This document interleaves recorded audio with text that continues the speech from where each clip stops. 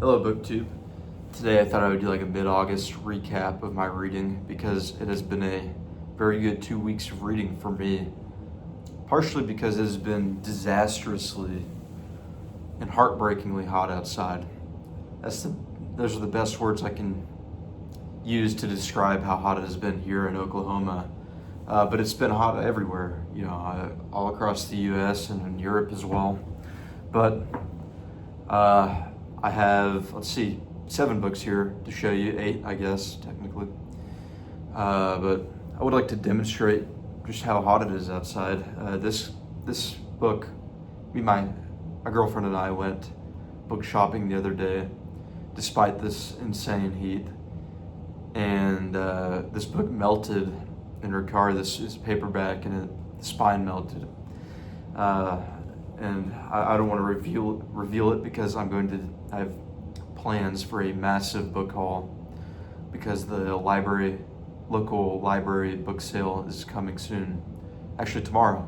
I'm going to go to it tomorrow, and I'm going to have a lot of books to show you guys, and I'll include, this week's visit to the bookstores. Anyways, this book, as you can see there, melted. The pages, or like the pictures in the middle of it, melted, and they're falling out. So I'm gonna learn how to fix that. I got a heat gun and some clamps, so we're gonna see what I can do. Someday I'll make a video on my book repair adventures. But anyways, a couple videos ago I said I would read The Thornbirds by Colleen McCullough, and I'm sorry to inform you guys that I lied. I did not read that. I will. Not sure when, but I somehow lost inspiration as soon as I told you guys my plans, and then I picked up the Iliad by Homer. And I was inspired to read this because of the movie, the Odyssey. It's in theaters right now, and it inspired me to read the Iliad because I like the Iliad more. This is a reread. I've read the Samuel Butler Iliad and Odyssey, and those are the only ones I've read other than this.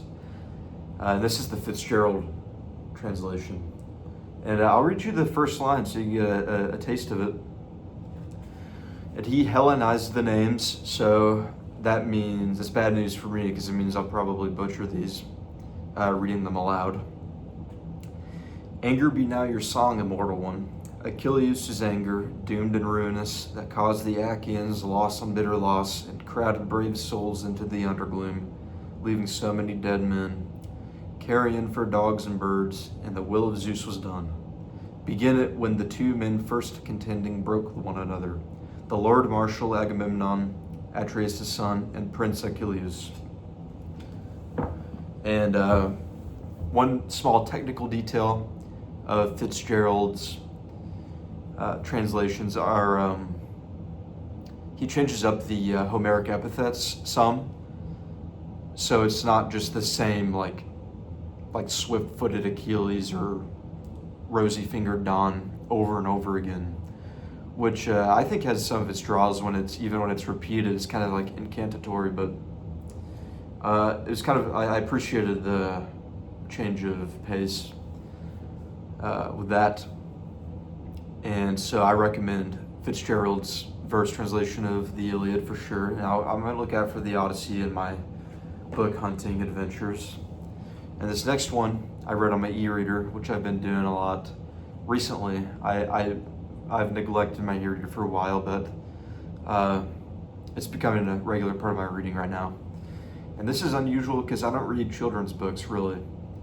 But as we'll see later in this video, this kind of sent me down a rabbit hole to my childhood a little bit.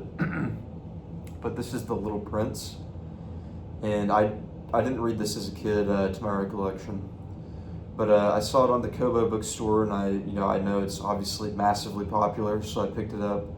And maybe I need to judge children's books differently than I would like a book for an adult, but I thought it was okay. It honestly, like I'm sure I'd like it more if I read it as a kid, and reread it. But I thought it was kind of just okay. Let's see. Next, I read Richard Brautigan, some poetry by him. This is The Pill versus the Spring Hill Mine Disaster. Whoa, wait, is that the right way? Yes. And this was okay. I love Brautigan. He's like a palate cleanser for me. And there's a couple standout poems in here. I won't read them to you, but some good ones in there. Nothing that blew my socks off. But if you ever find Brautigan out in the wild, I think you should definitely pick him up and just give him a try.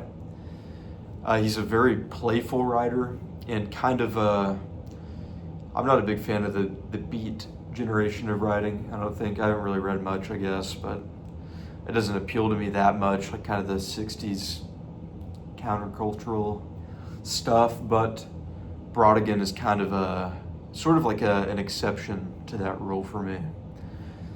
And someday I would love to make like a big video on Brautigan once I've read most, all of his stuff, hopefully, or all that I can get my hands on reasonably. But I was also thinking maybe I'd write like an essay about it.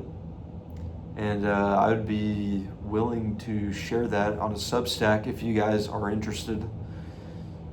I'd like to get better at writing, similar to how I'd like to get better at speaking, which is why I have this YouTube channel. So that might be a good way to do it. And what good is writing if you just hide it from everyone, right? So, yeah, maybe I'll do that. Let me know if you guys are interested. And then I read, let's see. Oh, wait, hang on.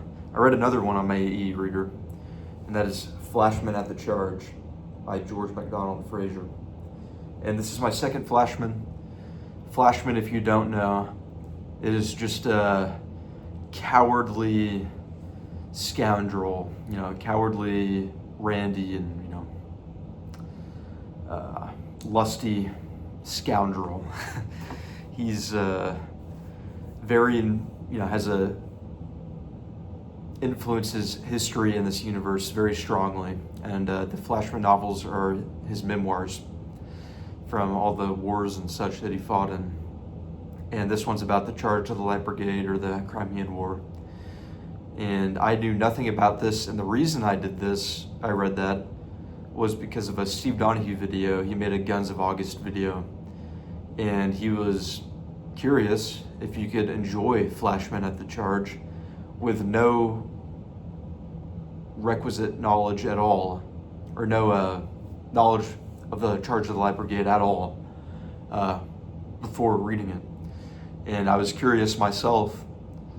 Obviously I knew nothing about the Charge of the Light Brigade before this. I only have like a foggy memory of reading The Charge of the Light Brigade by Tennyson a couple years ago. I barely remembered anything about it, and so I thought, yeah, I'll give it a try. I'll read it, and I enjoyed it. I enjoyed the hell out of it. It was very funny. Flashman is in a weird way, a lovable character. Like, he's not a good guy at all, but a very well-written character, I'd say, in the two books I've read. I enjoyed this more than the first one in the series, a lot more. So, yeah, Flashman at the Charge, I can recommend that, even if you know absolutely nothing about the Charge of the Light Brigade.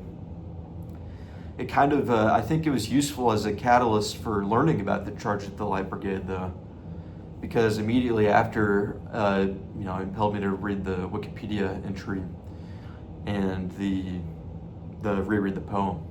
And the poem is really good. I thought, once having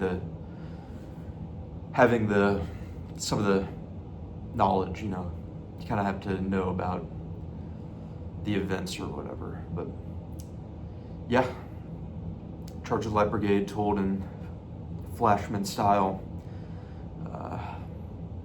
Anyways, the next book, The Panama Hat Trail by Tom Miller. And I read this because it's part of the Vintage Departures series, which is apparently a really good series. And if they're anything like this book, then I concur. This was a really good book. It's obviously nonfiction. It's a travel writing where this guy goes to see if he can figure out, how Panama hats are made. And they're made in Ecuador, it turns out. It's a misnomer. And he travels throughout Ecuador with, talks with exporters, the people actually weaving the hats, the people that are buying the hats. There's like intermediaries stand on street corners and buy them from the weavers, anyways. And then like importers in the U.S. where they finally end up often, or did end up in like the 80s. And you just know throughout the whole book that you're just in a skilled hands. Like he knows how to keep you engaged, even in a subject that could easily get boring, but it doesn't. There's so many memorable characters in here, and it's funny at times, and it makes me so excited to find more in the Vintage Departures series. Then this next one is the one I alluded to earlier in the video. Unfortunately, I can't get the cover to pull up very good on here. But I read this in 7th grade because we were required to read a book from the library in school. And I hunted for the shortest book I could find, and I found Fig Pudding by Ralph Fletcher. This cover is awful, but if you want to like screenshot it so you can remember the title, here it is. But it's a middle grade book or children's book, and I'm rereading it 10 years later for the first time. But it has very advanced themes for a children's book or a YA book or a middle grade book, because the final third of the book is extremely heavy. It starts out like a very normal kind of children's book, like just sort of kind of just brainless adventures, just of the kids in this family. But then all of a sudden, there's a death in the family, and it, doesn't destroy the family, but they're torn up by grief, of course. And it kind of follows many of the kids and the parents' ways of dealing with the grief, and trying to continue living. And when I read it, it was just so impactful to me, and that's what I remember of the book. And I still vividly remember like being shocked that I could be so moved by a book, or so moved at all. It might be like one of the first times that I felt like such,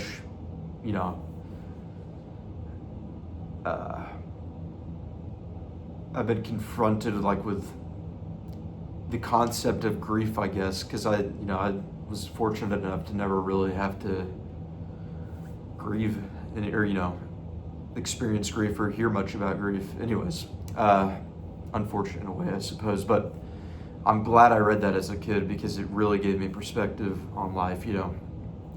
Life is very fragile, and that's something everyone must learn, of course, and perhaps the earlier the better. But rereading it, that final third of the book really, it's still just as impactful, I think. Any age group can enjoy or appreciate that part of the book, I would say. Anyways, on lighter, to get back to lighter topics, I'm reading currently My Antonia by Willa Cather. Actually, this might not be a lighter topic. I'm pretty sure this is a kind of sad book. But anyways, I'm not very far into it, and I honestly don't know a whole lot about it. So but I'm enjoying it a lot so far. I've never read a Willa Cather novel, but this is like about a pioneer woman in Nebraska, and she's from Bohemia. And that's all I have today. If would love to hear from you guys if you've read any, or especially if you know about. Actually, I don't know if I talked about these in this video. These illustrations, I'm pretty sure like these kind of look hand drawn, like onto this book. I don't see why they would print them onto there like that. It kind of, I don't know. I could be wrong. Maybe they're not hand drawn, but if you know about that, let me know. And then if you have any book repair tips, let me know. Yeah. Stay cool, and thank you for watching. See ya.